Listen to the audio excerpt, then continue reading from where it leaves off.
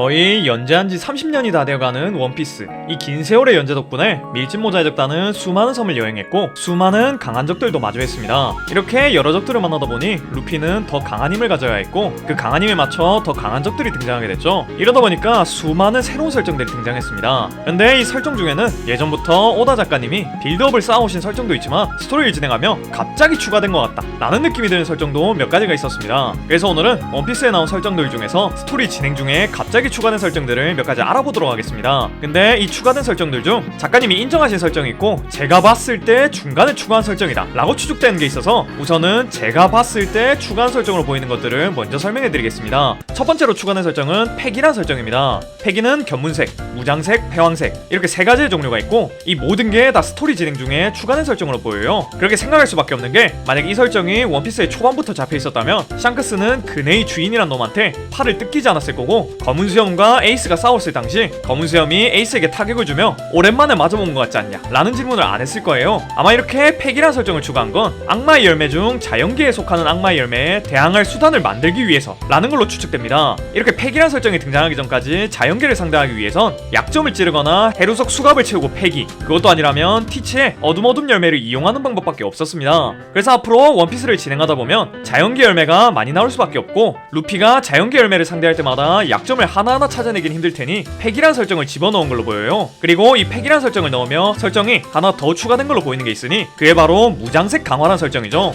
2년 전 정산전쟁 직후 루피가 레일리에게 팩이 수련을 할 때 무장색이란 것은 자연계 열매의 실체를 잡을 수가 있고 보이지 않는 갑옷을 두른 것 같다 라는 말을 들었었습니다. 하지만 이때까지만 해도 무장색 강화를 하여 새로운 이펙트가 생기는 건 확인할 수가 없었습니다. 그러고 나서 2년 후 어인섬으로 갈 때 무장색 강화라는 설정이 등장하고 무장색 강화를 할 때 검은색의 이펙트가 나오게 됐죠. 앞서 팩이란 설정은 어떻게든 이전부터 떡밥이 있었다 라는 식으로 실드를 칠 수 있긴 한데 이 무장색 강화라는 설정은 2년 후에 갑자기 추가된 설정으로 밖에 안 보입니다. 왜냐하면 이전부터 이 무장색 강화라는 설정이 있었다면 정산전쟁에서 사왕인 흰수염이라던가 흰수염 해적단의 대장들 그리고 해군의 대장들이 무장색 강화를 안 했을 리가 없거든요. 그리고 최근에 이런 팩이 관련된 설정이 더 추가가 된 게 있으니 바로 패왕색을 휘감아서 팬다 라는 설정이 있습니다. 이건 와노쿤이라는 비교적 최근 에피소드에서 등장한 설정으로 그 전까지는 무장색만이 공격을 강화한다고 본 게 맞았는데 루피와 카이도가 전투를 하던 중 패왕색도 휘감을 수도 있다는 것이 추가됩니다. 당연하겠지만 이 패휘감이란 것도 무장색 패기를 설명했을 때와 비슷한 이유로 갑자기 추가된 설정일 수밖에 없을 거예요. 만약 이전부터 생각해놨던 설정이라면 정산전쟁 때 흰수염이 패휘감을 안 썼을 리가 없으니까요. 진짜 만약 이런 다재다능한 패기 설정이 원피스 초반부터 잡혀있었다면 그네의 주인과 산적왕 히그마는 이스트블루에서 가장 강한 패기를 가지고 있던 생명체들이었을 것 같네요. 그 다음 두 번째로 추가된 설정은 니카입니다. 정확하게 치자면 사람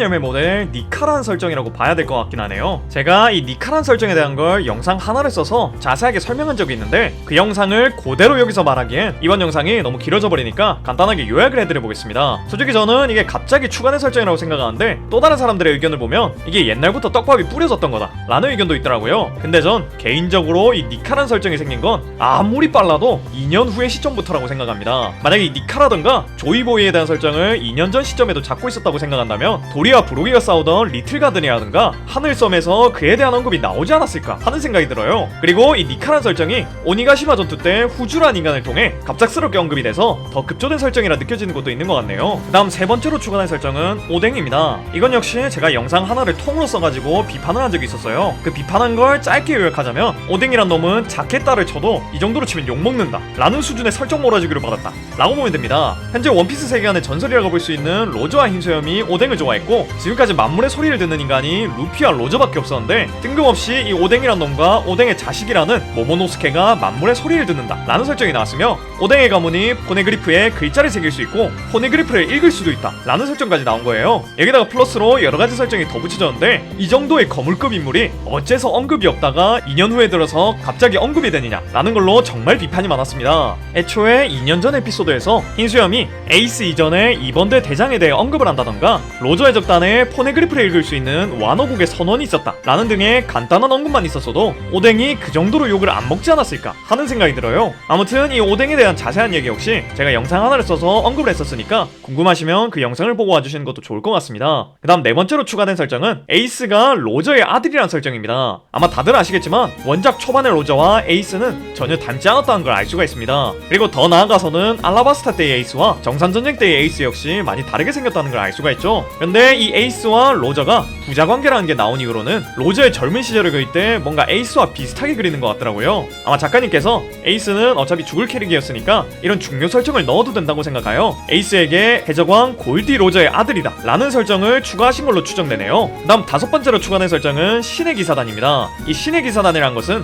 비교적 최근에 등장한 집단인데 천룡인들을 지키는 기사단으로 추정돼요. 근데 이들의 비슷한 역할을 로브루치가 속해 있는 CP0라는 집단이 하고 있었는데 갑자기 얘네가 등장한 겁니다. 그리고 이 신의 기사단이란 인물들의 위치가 오로성보다는 아래이고 천룡인보다는 위인 걸로 추정되는데 원피스 세계관에서 이 정도로 높은 위치의 인물들이 왜 이제서야 등장한 건지가 의문이에요. 개인적인 추측인데 밀짚모자 해적단이 이제 남은 적이라고 해봐야 티치, 임, 오로성 정도인데 바로 오로성으로 가기엔 좀 급전개하는 느낌이 있어서 이렇게 신의 기사단이란 인물들을 등장시킨 게 아닐까 하는 생각이 들어요. 그리고 이 신의 기사단이란 설정과 함께 추가된 설정이 하나 더 있으니 샹크스의 쌍둥이인 피거랜드 샴록이란 인물입니다. 솔직히 샹크스한테 쌍둥이가 있다는 것도 되게 갑작스럽고 오로성이라던가 신의 기사단은 샴록과 사왕인 샹크스가 쌍둥이라는 걸 알고 있는지 알고 있다면 샹크스에게 접촉은 해봤는지가 좀 궁금해요. 자, 이렇게 5가지가 제가 봤을 때 원피스를 진행하다가 중간에 추가된 설정으로 보이는 것들이고 이 다음부터는 작가님께서 말씀하신 원피스를 진행하며 추가한 설정들입니다. 다음 6번째로 추가된 설정은 칠무회란 것입니다. 원래 작가님께서는 4왕까지는 구상해놓고 있었지만 칠무회 같은 건 생각해놓지 않았고 원피스가 장기 연재가 결정되며 갑자기 구상한 설정이라고 하네요. 근데 인간을 너무 많이 넣은 것 같아서 5무회 정도로 할 걸 후회하고 있다고 합니다. 그 다음 7번째로 추가된 설정은 비비의 공주 설정입니다. 아마 원피스를 초반만 본 분도 아시겠지만 비비는 처음엔 미스 웬즈데이라는 이름으로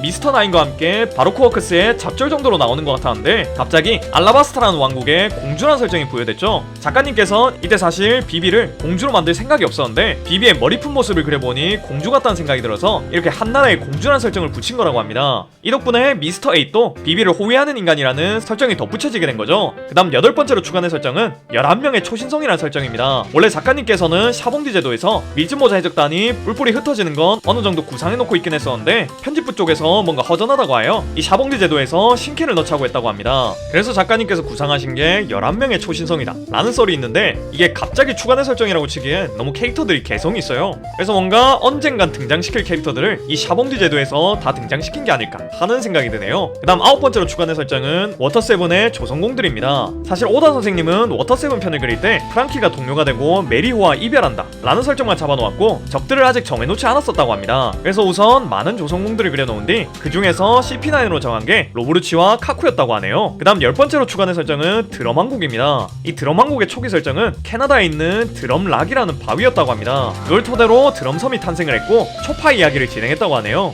그러던 중 드럼로키에 눈이 내리면 벚꽃나무처럼 보일 것 같다 라는 생각을 했고 때마침 닥터 쿠레아가 벚꽃이 그려진 셔츠를 입고 있었으며 초파의 발굽 모양도 벚꽃 같다는 생각이 들어서 벚꽃 설정을 추가하여 드럼섬에 그 명장면이 만들어진 거라고 합니다. 다음 11번째로 추가된 설정은 트라팔과 로우입니다. 정확하게 치자면 로우에게 조금 더 비중을 줬다 라고 보는 게 맞을 것 같네요. 원래 작가님은 초신성을 그린 후 키드에게 더 많은 비중을 주려고 했는데 로우가 인기가 많아서 로우에게 좀 더 많은 비중을 준 거라고 하네요. 아마 로우가 D의 일족이었다는 것도 추가된 설정으로 보면 될 것 같습니다. 이렇게 11가지 정도가 원피스에서 스토리를 진행을 하다가 추가한 설정이라고 보면 될 것 같습니다. 근데 사실 뭔가 애매해서 이 목록에 넣지 않은 설정들도 있어요. 예를 들면 사보의 존재도 갑자기 추가된 게 아닐까 하는 생각을 했었습니다. 근데 에이스의 팔문신을 보면 에이스 부분에서 S가 지워지고 C가 적혀져 있는데 저 S를 지운 게 죽은 사보를 기리기 위해 적은 게 아닌가 하는 추측도 할 수 있겠더라고요. 물론 그때 당시엔 사보가 아니라 S로 시작하는 이름이라면 아무거나 될 수 있었겠지만 아무튼 초반부터 루피 에이스가 삼형제였다 라는 설정이 어느 정도 잡혀있던 것 같아서 넣지 않았습니다. 제가 오늘 설명한 설정들 중에는 몇 가지는 작가님께서 인정하신 갑작스럽게 설정한 설정들이지만 몇 가지는 제가 추측한 설정들도 있습니다. 아마 제가 추측한 설정들은 갑론을 발게 벌어질 것 같긴 한데 만약 반대 의견이 있으시다면 댓글로 언제든 태클 달아주시면 감사하겠습니다. 오늘도 영상 봐주셔서 너무 고맙고 전 더 재밌는 영상으로 돌아오겠습니다. 그럼 다음 시간에 만나요.